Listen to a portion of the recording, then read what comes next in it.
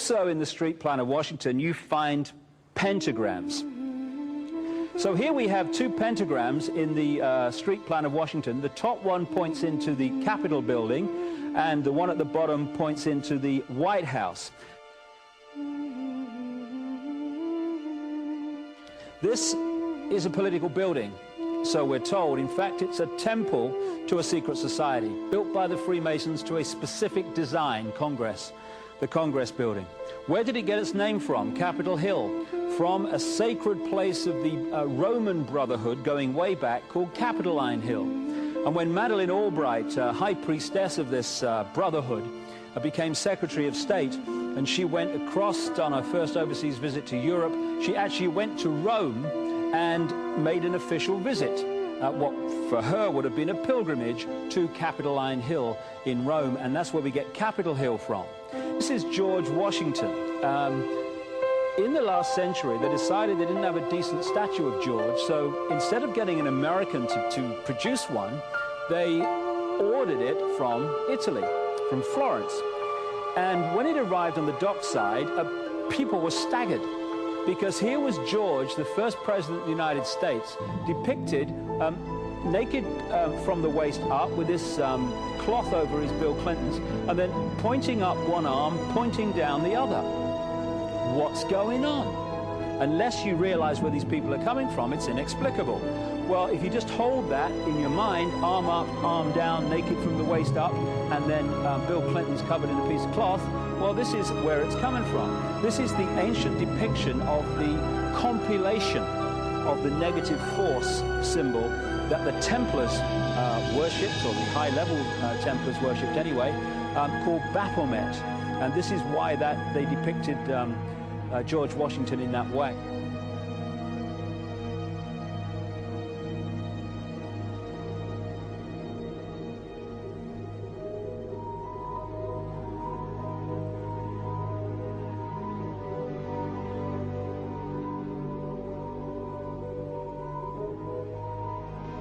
What has come to light is that it's now been, it is not so surprising for a lot of people that there are covens amongst the very educated class, architects, doctors, lawyers, priests, brokers, and the leisure class. These are people who have made pacts with the devil. That's right. It's really the best, the more accurate way of describing it would be that they have indulged themselves in the worship of the goat, of the prince, of the serpent, of Satan, of Lucifer, and they lead perfectly normal lives. They're jewel merchants. They travel. They're prominent in their own way, but they do have this indulgence. Father, here's a part of that I can never understand, that has never made sense to me, and that is, if somebody were to make a pact with the devil, then obviously the implication is if the devil is there to make a pact with them, to make a deal, to make their life, their short mortal life on earth, pleasurable, with money or women or travel, or more interesting, whatever it is they want. Yes. Then they are aware of the presence of the devil, and they are obviously aware then of the presence of God as well, and they nevertheless make a conscious, stupid, short-term, blind choice to take what they can get in this lifetime. And to embrace one, you must embrace the other. It's not like it's some wishy-washy person. I know you do. It is a very not easy to understand, except when you talk with them, when they let their hair down and peel grapes, as we say, and when they're on their way to being cured of what or healed is the proper word. You find that there's an exhilaration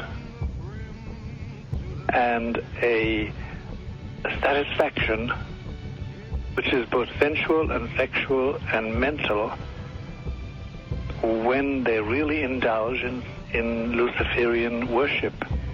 There is a peculiar exhilaration.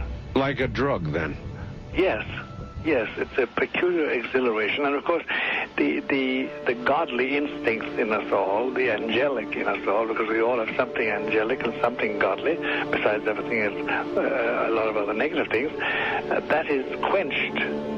And you find in them a horror of anything, what we call sacred and holy, or sacrosanct, or the idea of the idea of the sacred, of the awesome.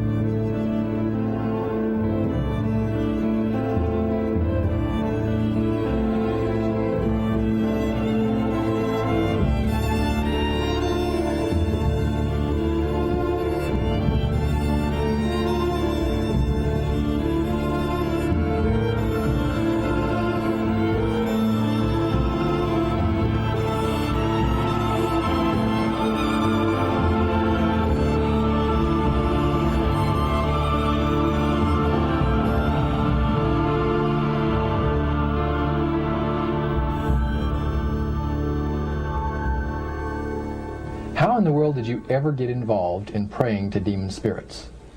A fellow that had been on a particular ship with me, he told me, "Hey, I got something fantastic to tell you." He said, "I am affiliated with people that speak with the spirits of the dead. How would you like to talk to the spirit of your dead mother?" And I was shocked. I was shocked. He said, "You wouldn't be afraid of talking to the spirit of your dead mother, would you?" Well, I said, "I'll tell you what, I would have to give that some thought, because it's something I never thought about before in my life."